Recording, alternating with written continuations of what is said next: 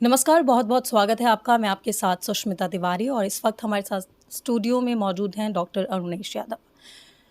चुनाव का माहौल चल रहा है, चाहे यूपी उपचुनाव हो या फिर महाराष्ट्र में चुनाव हो या चाहे झारखंड के चुनाव हो। तो सर कांग्रेस को आप महाराष्ट्र में जो चुनाव चल रहे हैं, वहाँ कांग्रेस का क्या है?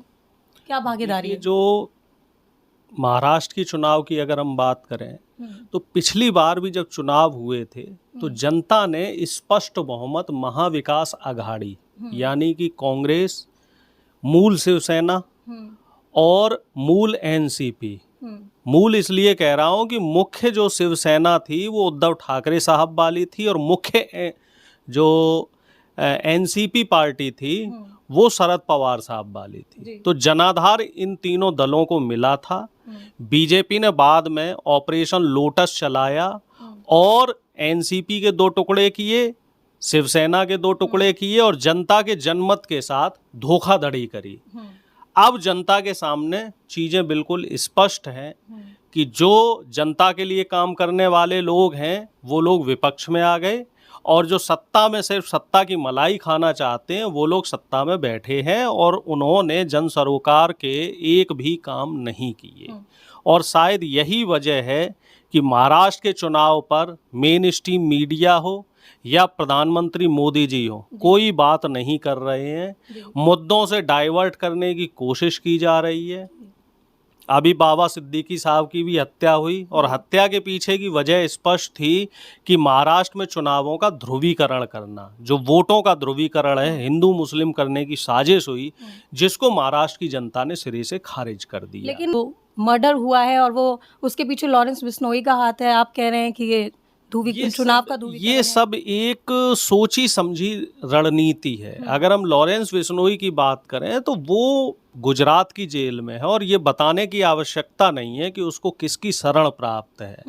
और सारा खेल इस समय चुनाव का है। जब तक चुनाव रहेंगे तब तक सलमान खान, लॉरेंस बिश्नोई और ये सारे मुद्दे चलते रहेंगे, क्योंकि जनता का ध्यान आकृष्ट करना है, जनता का ध्यान डाइवर्ट करना है। जनता सवाल ना कर ले कि साहब आपने महंगाई के लिए क्या किया।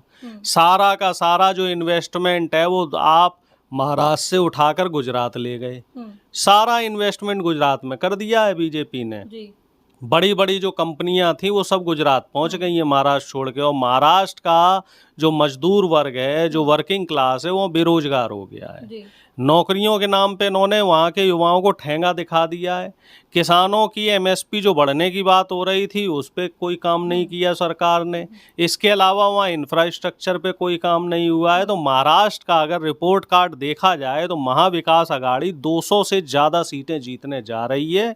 और अगर हम अब बात करें झारखंड की, तो झारखंड में देखिए हेमंत सोरेन जी को एक द्वेष भावना के तहत जेल के भीतर डाला गया।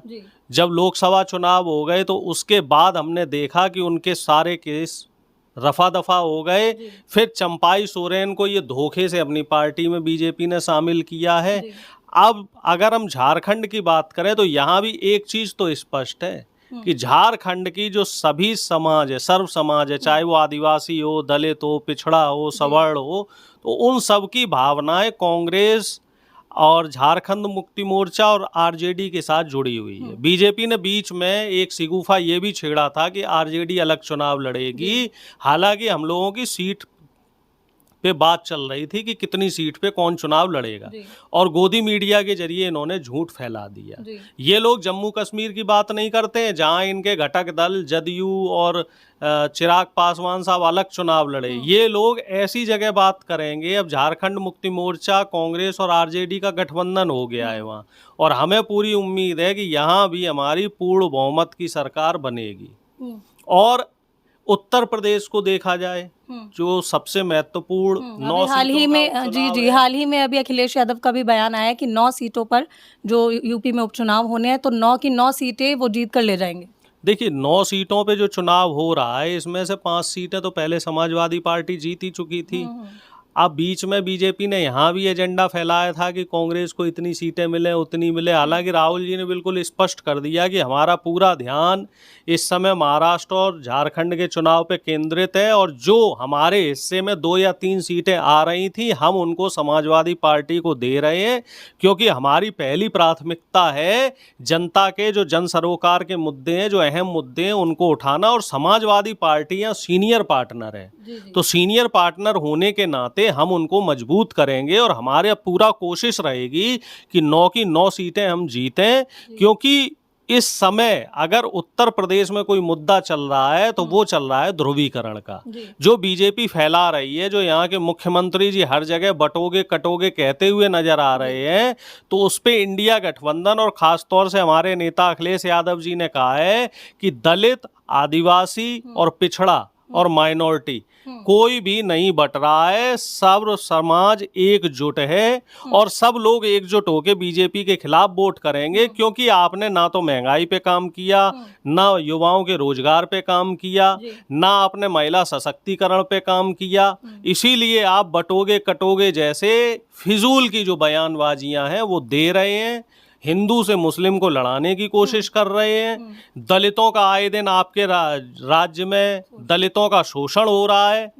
अभी बदायूं की एक घटना सुनने में आई है, वो घटना ये थी कि एक दलित के सर के बाल सिर्फ इसलिए काट दिए गए, इसलिए गंजा कर दिया गया क्योंकि उन्होंने बीजेपी और आरएसएस के लोगों के घर जो खेत होते हैं, खेतों की कटाई नहीं करी। वो वीडियो वायरल हो रहा है और इस तरह की तमाम ऐसी घटनाएं आपको देखने को मिल जाएंगी जहां पे बीजेपी के नेता दलित और पिछड़े वर्ग जो गरीब तबका है, पिछड़ों में, दलितों में, उनका शोषण करते हुए नजर आ रहे हो।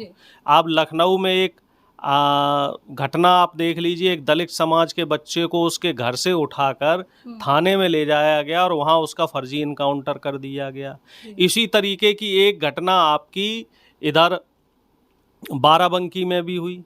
इसी तरह की घटना आपने देखा कि जो इधर मुजफ्फरनगर में भी इस तरह की घटना हुई। और आप अखबार के पन्ने उठा लो, अखबार में आपको डेली ऐसी 8-10 घटनाएं मिल जाएंगी जहां पे पुलिस प्रशासन द्वारा फर्जी इनकाउंटर किए जा रहे हैं। और इसमें फंसने वाले बच्चे कौन है?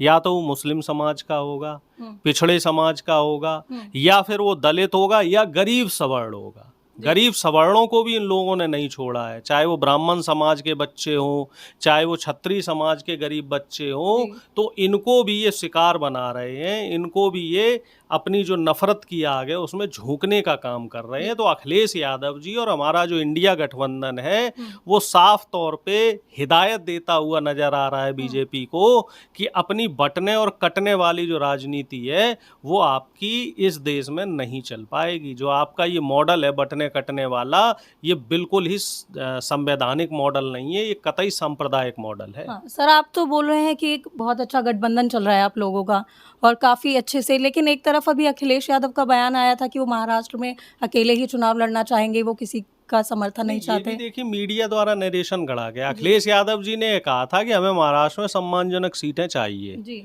वो चूंकि वहाँ उनके पहले से 2-3 विधायक समय समय पे जीते हैं और उनको जो सम्मानजनक सीटें देनी थी तो उस वजह से इंडिया गठबंधन ने 15 सीटें छोड़ दी थी।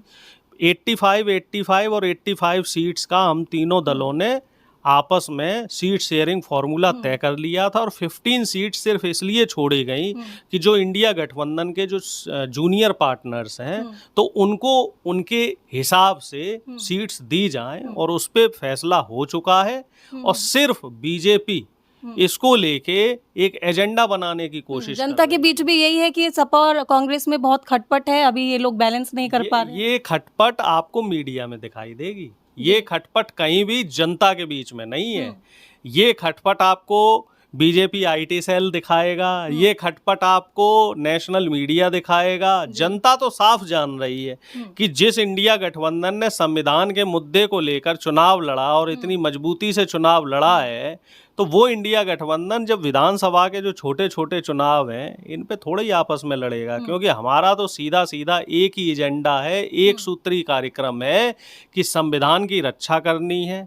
जो देश की 85% आबादी है, बल्कि 90% कह लीजिए, उसमें गरीब सवर्ण भी हैं, तो उनके हितों का, उनके अधिकारों की रक्षा करनी है। बीजेपी के जो लोग हैं जो निजीकरण को बढ़ावा दे रहे हैं, जो बड़े बड़े पूंजीपतियों के हाथ में देश की पूरी प्रॉपर्टी उनके हाथ गिरवी करना चाह रहे हैं, तो उस मोनोपोली के खिलाफ हमारा संघर्ष है और वो संघर्ष चलता रहेगा। और अब यूपी उपचुनाव में आपकी क्या सहभागिता रहेगी, कांग्रेस की खासकर? हम लोग यूपी उपचुनाव में कदम से कदम मिलाकर और कंधे से कंधा मिलाकर साथ में चुनाव प्रचार कर रहे हैं और हम पूरे आश्वस्त हैं कि सारी की सारी सीटें उत्तर प्रदेश चुनाव में इंडिया गठबंधन जीतेगा। चलिए, बहुत बहुत शुक्रिया आपका।